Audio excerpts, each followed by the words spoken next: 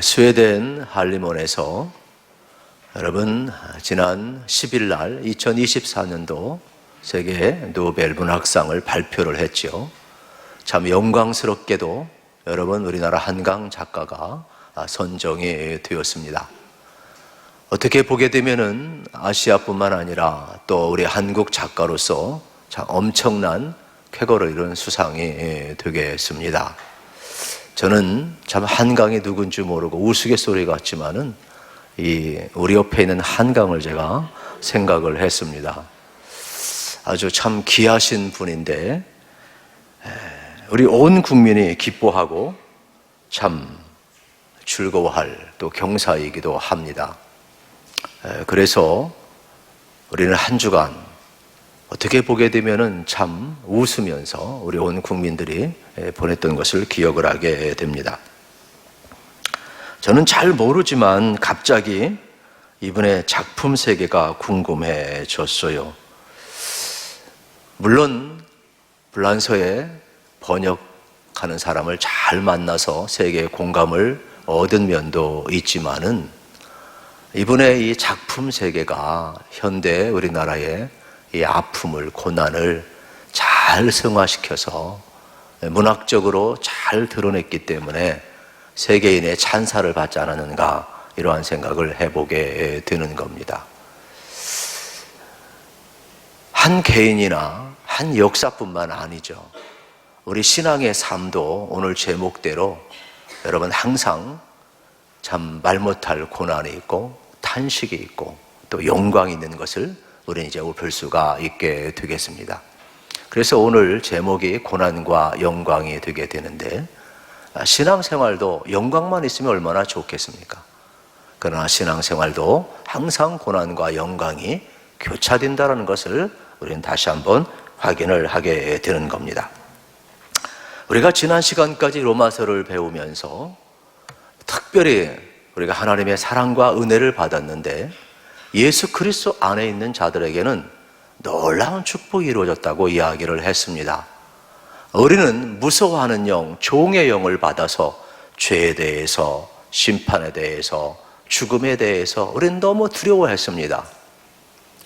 그런데 양자의 영, 하나님의 영이 우리 가운데 들어옴으로 말미암아 우리에게 놀라운 구원의 역사가 일어나게 되었는데, 세 가지를 말씀을 드렸습니다. 죄에서부터 여러분 우리가 구원받았다 그랬습니다.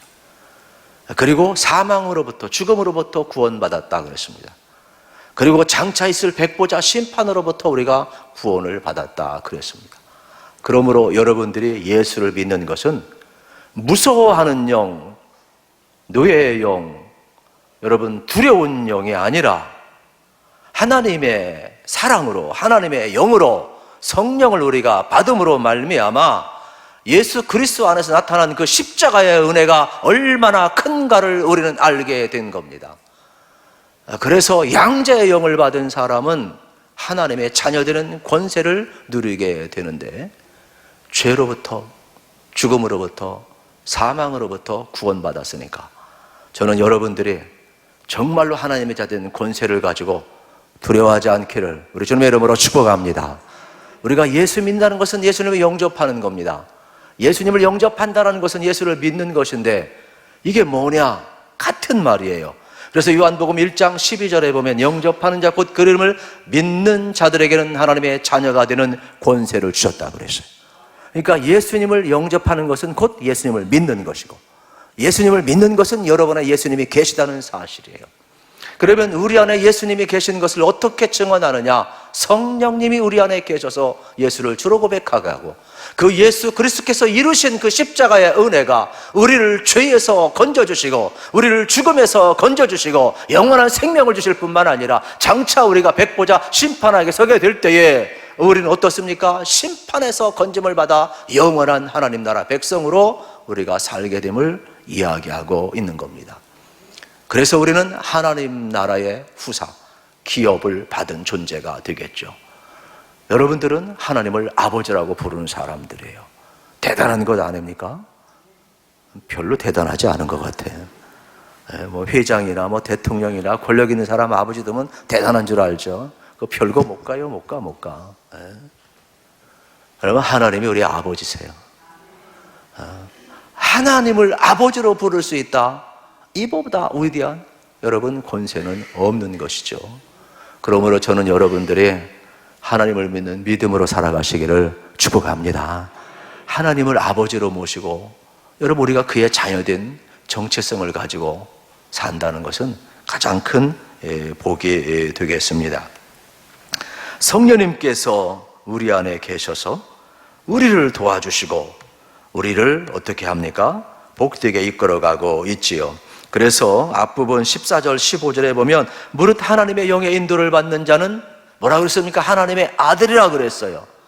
여러분들이 성령 하나님의 영이 임하고 하나님의 인도함을 받기 때문에 여러분들은 하나님의 자녀라는 확증을 로마서는 계속해서 우리에게 주고 있음을 보게 되는 겁니다. 그러므로 이제는 성령님과 동행하라는 거예요. 전에는 성령이 오기까지는 죄에 대해 무서웠어요. 죽음에 대해 무서웠어요. 심판에 대해 두려웠어요. 그러나 성령님이 오셔서 예수님이 이루신 일을 알게 하고 믿게 하셨으니까 이제는 예수 그리스도의 권세 아래서 살아가는 겁니다. 하나님을 아버지로 믿고 살아가라는 겁니다. 하나님께 맡기고 살아가라는 것입니다. 그렇기 때문에 여러분들은 하나님을 아버지라고 부르는 특권을 누리고 있다, 이 말씀이 되겠지요. 성령님께서는 우리 가운데 오셔서 하나님의 아버지됨이 얼마나 위대한가를 체험하게 하고 있음을 보게 되는 것입니다. 우리가 하나님을 아버지라고 부르며 자유된 권세를 가지고 살아갈 수 있도록 성령님이 우리 안에 계신데, 성령님이 우리 안에 계신 사람, 성령님과 동행하는 사람은 두 가지 특징이 있어요. 하나는 고난을 두려워하지 않는다는 겁니다. 그리고 또 하나는 어떠한 고난 속에서도 인내하고 기다리고 소망을 가지고 살 수 있다는 것입니다. 왜 성령이 오시면 우리가 고난을 두려워하지 않고 이길 수가 있습니까?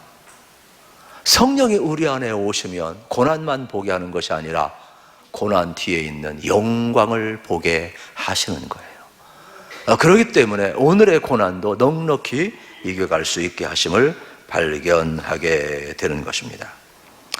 첫째, 우리가 고난을 두려워하지 않는다 그랬습니다. 우리 17절 말씀을 함께 읽겠습니다. 자녀이면 또한 상속자 곧 하나님의 상속자요 그리스도와 함께한 상속자니 우리가 그와 함께 영광을 받기 위하여 고난도 함께 받아야 할 것이니라. 아멘. 우리는 하나님의 자녀입니다. 우리는 하나님 나라의 상속자입니다. 그렇다면 하나님 나라의 상속자로서 고난도 함께 받아야 된다라고 이야기하고 있음을 보게 되는 겁니다. 오히려 고난이 없다면 우리가 하나님의 자녀가 아닌지도 모릅니다. 우리가 하나님의 여러분 영광된 기업을 받기 위해서 후사라면 당연히 상속자는 고난도 함께 받아야 된다고 17절에서 말씀하고 있음을 발견하게 되는 겁니다. 우리가 결혼을 해도 여러분 고난도 영광도 기쁨도 슬픔도 함께 나누는 것 아닙니까? 여러분 결혼을 했는데 영광은 남편이 취하고 아내는 살림만 하고 맨날 애만 키우고 고생만 하면 그럼 뭐로 결혼합니까? 그건 좋은 남편 아니죠. 우리가 예수를 믿어도 마찬가지예요. 우리가 하나님 나라 자녀가 되었어요. 여러분 우리가 하나님 나라 후사가 되었어요. 영광의 기업을 받게 될 거예요. 그러면 예수님과 고난도 받고 여러분 예수님과 함께 영광도 나누는 것 아니겠습니까? 이 가족이라는 것은 기쁨과 슬픔을 같이 나누는 거예요. 신앙생활이라는 것은 고난이 없는 것이 아니라 고난을 넉넉히 이길 수 있는 힘을 주시는 거예요. 그래서 여러분 안에 계신 성령님은 여러분 장차 나타나 영광만 보게 하는 것이 아니라 오늘의 고난을 이길 수 있는 힘을 주시는 것이에요. 그러므로 성령님과 동행하시기를 축복합니다. 우리가 예수 믿는다는 것이 무엇인가를 다시 한번 영광도 우리가 나눠야 되지만 고난도 함께 짊어야짐을 우리에게 가르쳐주고 있음을 발견하게 되는 겁니다. 그러면서 하나님이 우리 아버지신데 얼마나 좋으신 분이냐면 고난 뒤에 장차 나타날 영광을 숨겨놓으셨는데 십자가뿐만 아니라 부활의 영광을 숨겨놓으셨는데 이 고난과 영광은 사실 비교 불가능하다라는 거예요. 그래서 성령님이 오시게 되면 고난만 보게 하는 것이 아니라 이 과정을 잘 통과하면 다가올 그 영광을 보게 하셔서 넉넉히 고난을 뚫고 나가게 한다. 이러한 말씀이 되겠습니다. 가끔 이것을 깨닫지 못하는 사람들이 많이 있는데, 그래서 성경에 보게 되면은 이 탕자의 비유를 통해서 이걸 이야기해 주죠. 탕자는 자기가 아들인 걸 몰라요. 그래서 아버지 앞에 뭐라고 이야기를 하느냐 하면 무서워하는 영, 종의 영, 노의 영이 들어가 가지고 아버지, 나는 아버지 아들이라 일컬음을 감당할 수 없습니다. 그저 품꾼의 하나로만 써주세요. 여러분, 잘못했다고 여러분 아버지 아들이 아닙니까? 그런데 우리는 아무리 여러분들이 은혜를 많이 받았어도 무서워하는 영, 종의 영이 한번 들어가 버리면 여러분들의 죄에 대해서, 죽음에 대해서, 심판에 대해서 얼마나 여러분 탕자처럼 정체성을 갖지 못하고 두려워하는지 몰라요. 그래서 설교를 통해서, 말씀을 통해서 성령님이 뭘 여러분에게 알려주면 여러분은 양자의 영을 받았다라는 거예요. 여러분은 여러분의 모든 죄와 허물이 있음에도 불구하고 이미 하나님이 사랑하셔서, 자격이 있어서가 아니라 하나님이 먼저 사랑하셔서, 양자의 영은 나로부터 출발하는 것이 아니라 아버지로부터 출발을 하는 거예요. 그렇다면 여러분들이 어떻게 해야 되겠어요? 이 하나님의 사랑을 받아들이고 하나님 나라 생명책 여러분이 이름이 기록되었으니까 여러분들 어떻게 되겠습니까? 하나님을 아빠 아버지라고 부른다면 하나님의 자녀로 살아가시기를 축복합니다. 이 은혜를 아는 사람은 우리 안에 성령님이 계셔서 자녀된 권세를 회복시켜 준다라는 거예요. 성령님이 도와주셔서 죄의 권세를 이기게 한다라는 거예요. 성령님이 함께 하셔서 옛생활에서 벗어나고 더 이상 죄와 죽음과 심판에 두려워하지 아니하고 하나님의 백성으로 하나님 나라를 기업으로 받을 자로서 담대하게 살아가고 거룩한 하나님의 백성으로 살아갈 수 있도록 이끌어 가신다라는 거예요. 그러니까 여러분은 무서워하는 영이 아니라 양자의 영, 하나님의 영을 받았음을 믿으시고 성령을 따라 살아가시기를 축복합니다. 성령을 따라간다고 해서 마음대로 사는 것이 아니에요. 성령님은 여러분을 도와주셔요. 죄의 권세를 이기게 해요. 죽음의 권세를 이기게 해요. 심판대 앞에 섰을 때에도 담대하게 만들어줘요. 왜요? 그리스도께서 재판장에 되어주셔서 여러분을 천국으로 이끌어 가시기 때문에 그런 겁니다. 이걸 성령이 보증한다라고 이야기하고 있음을, 우리에게 가르쳐주고 있음을 보게 되는 것입니다. 보통 남자들은 근심이 많아요. 왜냐하면 이 가정에 참 무게가, 경제적으로 또 가정을 책임져야 되기 때문에 어깨가 되게 무거워요, 한국 구조에서는. 그래서 보통 남자들이 내가 무너지면 우리 가정 굶어 죽는다 막 이렇게 얘기해요. 물론 그러지 못한 남자도 있지만은, 그런데 가만히 생각해 보면 그렇지 않죠. 여러분, 내가 가정을 먹여 살리는 게 아니죠. 하나님이 먹여 살려요, 여러분. 하나님. 나를 통해서 그저 가정을 섬기게 할 뿐이죠. 그런데 남자들은 쓸데없는 근심 걱정이 많아요. 여러분도 신앙생활 하면서 근심, 걱정, 염려가 있다면 제발 부탁합니다. 하나님께 맡기시기를 축복합니다. 하나님이 아버지세요. 믿습니까? 염려와 근심, 걱정 올 때 하나님 아버지 불러야죠. 오죽했으면 하나님께서 염려하지 말라, 근심하지 말라. 마태복음 6장에 보게 되면 뭐라고 그래요? 목숨을 위하여 무엇을 먹을까, 무엇을 마실까, 몸을 위하여 무엇을 입을까 염려하지 말라. 공중에 나는 새를 보라, 들에 패는 백합화를 보라. 그런 길쌈도 아니고 기르지도 아니하지만 먹이시고 입히지 않느냐, 하물며 너희일까 보냐. 하나님이 아버지신다면 믿으시기를 축복합니다. 저도 믿음이 없어가지고 어릴 때부터 한숨을 많이 쉬었어요. 괜히 걱정되더라고요. 저 6남매거든요. 아버지 어머님이 일하는데 괜히 걱정이 돼요. 돈 달라는 사람은 많고 나오는 돈은 한계가 있고, 일찍 철들어가지고 어떻게 하든지 내 스스로 자수성 가려고 얼마나 몸부림쳤는지 몰라요. 근데 나도 모르게 습관되니까 부모님이 내 어깨를 탁탁 치는 거예요. 야, 젊은 애가 뭘 그렇게 한숨이 많으냐, 그냥. 나도 모르게 한숨이 나와요, 이렇게. 아, 내 믿음이 없는 걸 알았죠. 육신의 아버지를 보니까 나 책임 못 질 것 같았어요. 육형제 있는데, 하늘 아버지가 있는데, 그런데도 아버지가 그래, 걱정하지 마, 내가 네 뒷바라지 다 할게, 책임질게, 그러더라고. 그런데 저희 두 자녀도요, 가끔 제 앞에서 한숨을 쉬어요. 내가 얼마나 놀랐는지 몰라요. 왜요? 뭘 그렇게 젊은 애들 걱정하는지 몰라요. 어떤 때는 너무 애들이 일찍 철들어가지고 그냥 애늙은이가 되어버렸어요. 아, 중학생, 고등학생 때도 뭘 지들이 부모를 걱정해, 뭘 앞날을 걱정해. 야, 한숨하지 마, 다 맡겨, 내게 맡겨, 아니면 하늘아버지께 맡겨. 나는 항상 그랬죠. 하늘아버지께 맡기라고. 하늘아버지께 맡기라고. 육신의 아버지인 나도 너희들 책임져 주겠지만, 설령 내가 책임지지 못한다 할지라도 하늘아버지가 책임져 줄 거야. 그걸 기억하면서 한숨을 제가 거두어내는데 노력을 참 많이 했어요. 여러분, 한숨 나온 순간마다 하나님을 아버지로 부르시고 믿으시기를 축복합니다. 요즘 뭐 회장님이나 잘 나가는 사람이나, 여러분 뭐 트럼프의 딸, 뭐 이방카나 이런 사람들 걱정하는 거 봤어요? 아버지가 다 결정하고 다 대주는데 뭐 걱정합니까? 걱정 안 하잖아요. 여러분, 하나님을 아버지라고 믿는다면 좋은 거 주시는 것을 믿으시고 현재 고난만 바라보지 마시고 장차 나타난 하나님의 영광을 바라보면서 여러분들이 좀 믿음으로 살아가시기를 축복합니다. 우리 하나님은 좋으신 분이세요. 우리 아버지세요. 그런데 오늘날 젊은이들은 어떻게 해야 돼요? 취업도, 결혼도, 자녀 출산도 다 질병도 걱정해요. 자기가 짊어지려고 그래. 짊어지지도 못하면서. 우리 어른들은 어떻게 해요?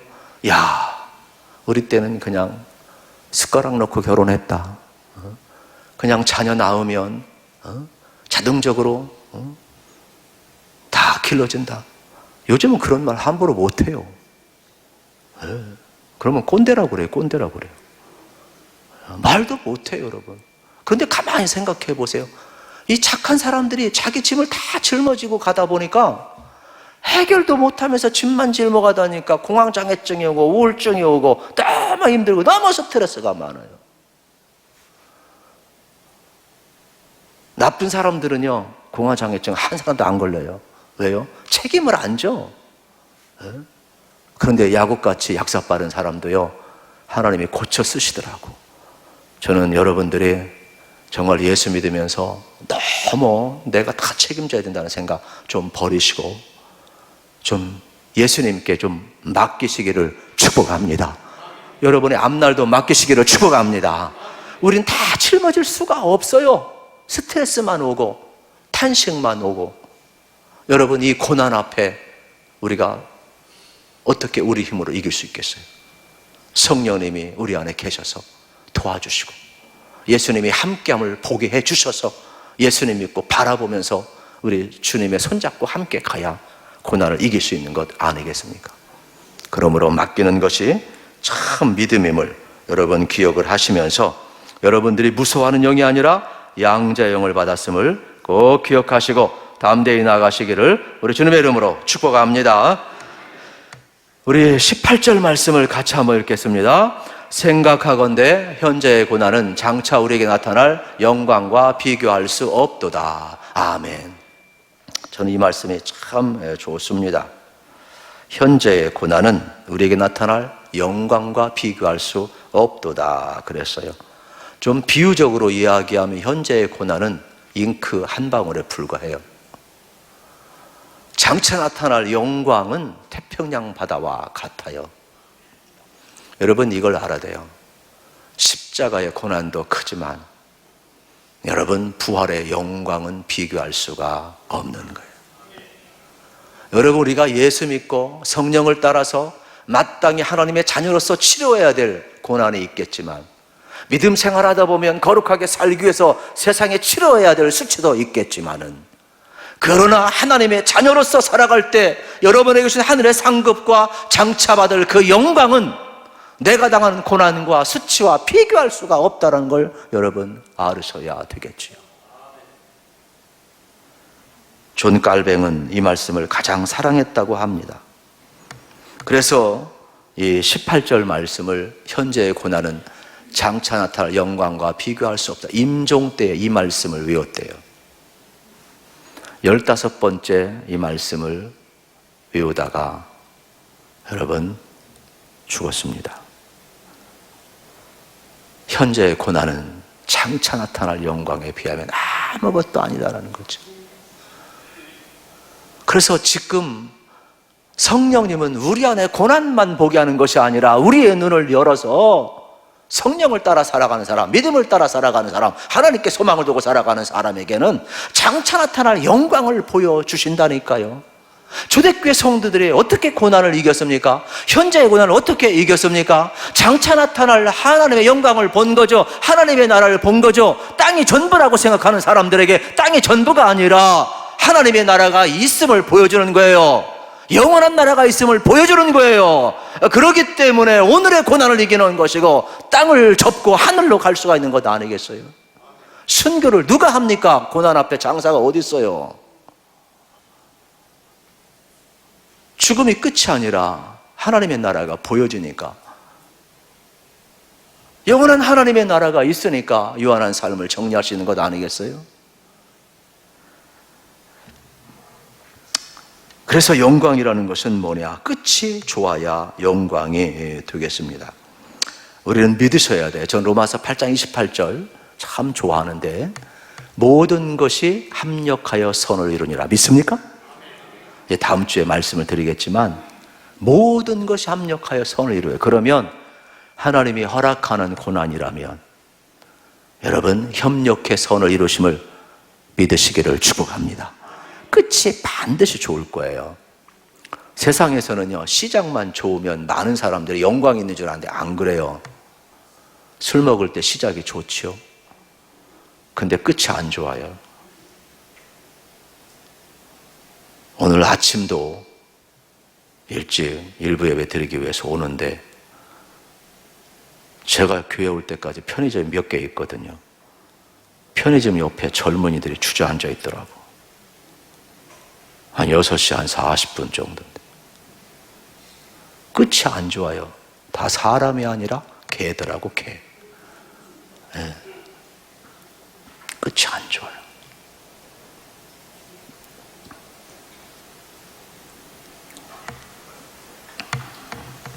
운동 시작하기 힘들어요. 나가기도 싫고. 그런데 여러분이 운동하다 보면 끝이 좋죠. 건강해지고 좋지 않습니까? 전도 시작하기 어려워요. 기도하기도 어렵고, 전도지 나눠주기도 어렵고, 다른 사람 앞에 괜히 입 열기도 어렵고, 요즘 같은 세상 너나 잘 믿어라 하는 것 같아가지고 괜히 무거워요. 그런데 전도하다 보면요, 우리 전도대원들이요, 제가 꼭 끝날 때 기도해 주거든요. 시작할 때도 얼굴이 막 환해요. 왜요? 주님의 일을 했으니까. 끝이 좋더라고. 끝이 좋더라고.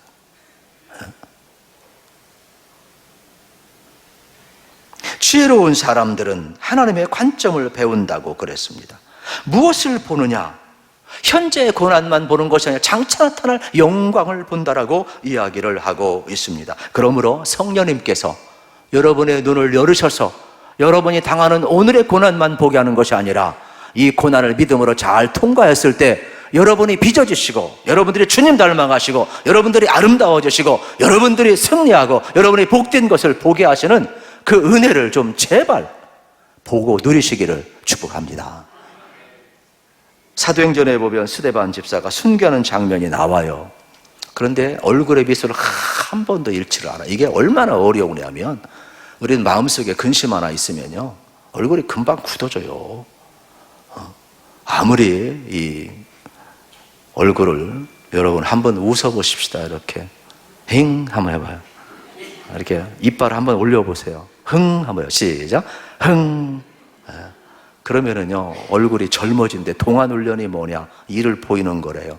항상 돌아가셨지만 그 황석환 박사 같은 분은 항상 이를 보이라고 그랬어요. 스마일 이렇게 항상 웃으라고 그랬어요. 근데 이게 얼마나 어려워요, 여러분. 근데 스데반 집사는 항상 웃었어요. 돌에 맞아 순교하는데도 웃었어요. 왜요?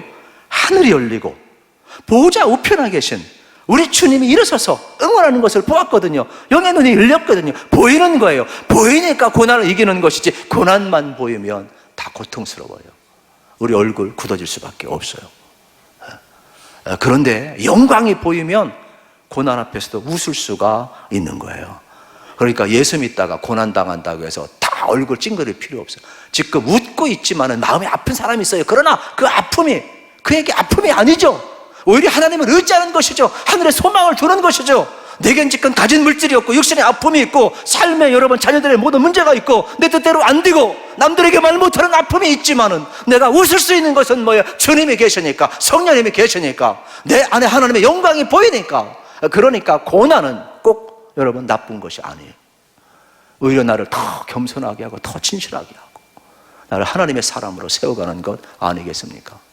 그러므로 저는 여러분들이 고난이 여러분들을 더 복되게 한다는 걸 기억하시면서 장차 나타날 영광의 통로가 되시기를 우리 주님의 이름으로 축복합니다. 디모데후서 3장 12절에도 똑같은 말씀이 나와요. 무릇 그리스도 예수 안에서 경건하게 살고자 하는 자는 박해를 받으리라. 그러니까 하나님 나라 여러분 이제 상속자로 살아간다는 것은 고난이 없다 하지 않았어요. 경건하게 살고자 하면 세상 사람들은 모르잖아요. 하나님의 영이 없으니까. 그러나 우리는 하나님의 영이 있으니까 고난 속에서도 거룩하게 살고, 고난 속에서 사명을 감당하고, 고난 속에서 믿음을 살고, 고난 속에서도 하늘의 가치를 가지고 사는 것 아니겠어요? 하나님의 영이 없는 사람이 세상이 전부로 알죠. 어떻게 합니까? 그러나 우리는 하나님의 영이 있으니까 이 고난을 잘 통과해야 장차 나타날 영광이 있으니까 우리가 고난을 이겨나가는 것 아니겠습니까? 입시생들이 왜 참고 공부합니까? 장차 나타날 영광이 있기 때문에 그런 겁니다. 예수님도 말씀을 하셨어요. 누구든지 나를 따라오려거든요 자기 좀 십자가를 지고 나를 따라오라 그랬어요. 여러분 놀랍지요? 성령님은요 우리에게 자기 주신 사명의 십자가 질 수 있도록 힘을 주시는 것이에요. 그러니까 여러분이 진다고 생각하지 마시고 성령님이 도와준다 믿으시고 자기 십자가를 지고 예수님 따르기를 우리 주님의 이름으로 축복합니다. 이제 두 번째, 성령님이 우리 안에 오시면 고난을 두려워하게 하지 않을 뿐만 아니라 기다릴 수 있게 만드셔요. 그래서 19절에 보면 이렇게 나옵니다. 피조물이 고대하는 바는 하나님의 아들들이 나타나는 것이라. 여러분 로마서를 보면 참 재밌어요. 타락한 인간만 하나님의 구원을 고대하는 것이 아니에요. 모든 피조물이 하나님의 구원을 고대한다 그랬어요. 고대한다는 것은 목이 긴 사슴이 여러분 어떤 목을 쭉 내리고 기다리듯이 목을 빼고 기다리는 거예요. 저도 안식월을 맞이해서 체코를 비롯해서 유럽을 갔다 왔지만 하나님이 지으신 세계가 얼마나 아름다운지 환경보존을 참 잘 해놓았어요. 참 아름다워요. 육으로 볼 때 아름다워요. 그러나 속으로 들어가 보면 지구는 몸살을 앓고 신음을 하고 있어요. 여러분 동물의 왕국 같은 걸 한번 보세요. 사슴들이 사뿐사뿐 여러분 초원을 다니다가 목이 말라서 우물가에 가면은 갑자기 사자가 나타나서 사슴을 잡아먹고 후다닥닥 도망가요. 그러면 다 됩니까? 아니에요. 다시 목말라서 물가로 오면 하인했다가 또 달려와요. 또 도망갔다가 다시 목말라서 달려오면 어떻습니까? 물속에 또 악어가 도사리고 있어요. 악어를 피하면 하마가 있고 하마를 피하면 또 뭐가 있고 끝없어요. 끝없어. 여러분 바닷속 생물 생태계도 마찬가지죠. 여러분이 그 여러 가지 요즘은 환경 또 많은 그러한 이제 프로가 있어서 다 보여주잖아요. 해양 생태계가 얼마나 오염되었어요. 여러분 거북이가 뭘 잘못 먹었는지 이마에 빨대가 나와 있어요. 또 모든 여러분 어류 고기들이 여러분 배를 갈라보니까 플라스틱을 먹어가지고 숨을 못 쉬어가지고 다 폐사되었어요. 다 신음하고 있어요. 구원자를 고대하고 있어요. 우리 그리스도인들은요, 생태계 자연 환경을 보존해야 될 의무가 있는 사람들이에요. 환경을 사랑하고 보호하시기를 우리 주님의 이름으로 축복합니다. 그래서 모든 피조물들이 지금 신음하고 구원자를 고대하고 있다라고 이야기하고 있음을 발견하게 되는 겁니다. 장차 나타날 영광을 바라보는 사람들은 이 고난에 흥미가 없어요. 그래서 초대교회 성도들은 그 수많은 고난을 어떻게 이겼느냐? 장차 나타날 영광을 바라보며 이겼어요. 그래서 이 마라나다 신앙은 주 예수의 어서 오시옵소서. 이 땅에 여러분 고난이 너무 힘들어서 하나님 나라 바라보는 것도 있지만 장차 나타날 영광을 바라보니까 현재 이 고난은 유한하다라는 거예요. 그러니 하나님의 다스림이 내게 임하기를 원하는 것이죠. 우리가 이 세상에 싫어서 캐세라 세라가 아니라 하나님의 나라, 영광의 나라가 더 영광스러우니까 그걸 소망하며 바라보는 것이 되겠죠. 그래서 우리가 결단의 찬송을 할 때에도 마라나타 이 고백을 우리가 하고 있는 것 아니겠습니까? 23절 말씀을 같이 읽겠습니다. 시작. 그뿐 아니라 또한 우리의 곧 성령의 처음 익은 열매를 받은 우리까지도 속으로 단식하여 양자될 것 곧 우리 몸의 속량을 기다리느니라. 아멘. 우리 몸의 속량을 기다려요. 부활을 기다리는 거예요. 우리도. 여러분, 우리 몸이 오각 있잖아요. 시각, 청각, 후각, 미각, 촉각이 있어요. 우리 몸의 속량을 다 기다려요. 그런데 우리 겉사람은 다 후퇴할 수밖에 없어요. 그래서 세월이 흘러가면서 여러분 어떻습니까? 시력도 안 좋아지는 거죠. 눈이 안 보이면요, 이것처럼 불편한 게 없어요. 저도 갑자기 이상한 증세가 나타나서 한 3주 고생을 했는데 성경이 안 보여요. 작은 글씨가. 이게 안지 언지 모르겠어요. 아주 힘들더라고. 눈 하나 안 보여도 안지 언지 모르겠어요. 흐릿하게 보이는 거예요. 얼마나 불편한지 몰라요. 청각? 우리 어르신들 여기 앉아 계시지만은 보청기에 낀 분도 있어요. 그런데 보청기가 잘못하면 윙 소리 나가지고 더 힘들어요. 더 힘들어. 어떤 사람은 제가 목소리 조금 크게만 하면 안 들린대. 도대체 내가 말을 잘못하는 건지 마이크가 잘못된 건지 본인이 못 듣는 건지 난 모르겠지만은 그만큼 안 듣는 게 어렵다라는 거예요. 여러분, 우리가 코로나 겪으면서 미각 어떻습니까? 입맛이 없잖아요. 입맛 없는 것처럼 서글프고 슬픈 게 어디 있어요, 여러분? 그뿐만 아니죠. 여러분들 실질적으로 어떻습니까? 이러한 그 촉각 같은 경우도 마찬가지가 되겠죠. 우리가 이게 마비되면요, 화상을 입는다지 그러면 못 느끼거든요. 아무리 사랑하는 사람이 손을 잡아도 느낌이 없으면 이거 뭐예요? 죽은 손이지 뭐. 이지선 씨 같은 경우는 여러분 잘 알잖아요. 교통사고 화상 입었잖아요. 온 몸이 다 문드러졌잖아요. 그런데도 이제 교수로 지금 활동하고 있고 참 귀하게 쓰임 받는데 그분의 수많은 간증 가운데 이 화상 입은 이곳에 완전히 문드러진 이 살결에 여러분 뭐냐? 털이 하나 나오대, 털이. 그런데 털이 하나 나와가지고 바람이 부는데 그 털로 인하여서 자기가 촉각을 느끼더래요. 얼마나 하나님 앞에 감사했는지 모른다는 거예요. 우리가 여러분 하나님 나라 갔을 때는요, 오감이 아니라 천감이 회복될 줄로 믿습니다. 그래서 하나님을 즐거워하고 하나님을 영화롭게 하고 우리가 이 땅을 살아가는 동안에는 우리 몸의 속량을 전부 다 원할 수밖에 없지요. 그러므로 우리가 영원한 하나님의 나라를 바라보면서 살아가게 되어 있음을 봅니다. 이제 마지막으로 24절, 25절을 우리 같이 읽고 정리하겠습니다. 24절, 25절. 우리가 소망으로 구원을 얻었음에 보이는 소망이 아니니 보는 것을 누가 바라리요? 만일 우리가 보지 못하는 것을 바라면 참음으로 기다릴지니라. 아멘. 여러분, 우리가 하나님께 소망을 두는 것 대단한 것이죠. 우리 그리스도인의 특징은 딴 것 아닙니다. 가난한 사람이 내일을 살 수 있는 것은 내일에 대한 소망을 갖기 때문이죠. 그리고 예수 믿는 사람이 고난을 이길 수 있는 것은 내일에 대한 소망을 갖기 때문이죠. 그래서 성령님이 우리에게 여러분 무슨 은혜를 주십니까? 하나님 나라를 바라볼 수 있도록 소망을 주는 것 아니겠습니까? 인간의 위대한 점은 내일에 대한 소망이에요. 그래서 오늘 환난과 어려움을 인내할 수 있는 것은 축복이죠. 성령님이 계셔야 인내할 수 있고 소망을 가질 수가 있어요. 그러므로 여러분에 계신 여러분 성령님을 환영하시고 인정하시고 의지하시기를 축복합니다. 그러면 우리는 내일에 대한 소망을 가지고 오늘의 어려움을 견뎌낼 수가 있게 되겠습니다. 여러분 예수님을 잘 믿길 원하면 여러분에 계신 성령님과 손잡고 동행하세요. 그러면 고난뿐만 아니라 장차 나타날 영광을 바라보게 할 것이고 인내하고 소망 가운데 여러분의 삶을 이끌어갈 것을 반드시 믿으시고 승리하시기를 축복합니다.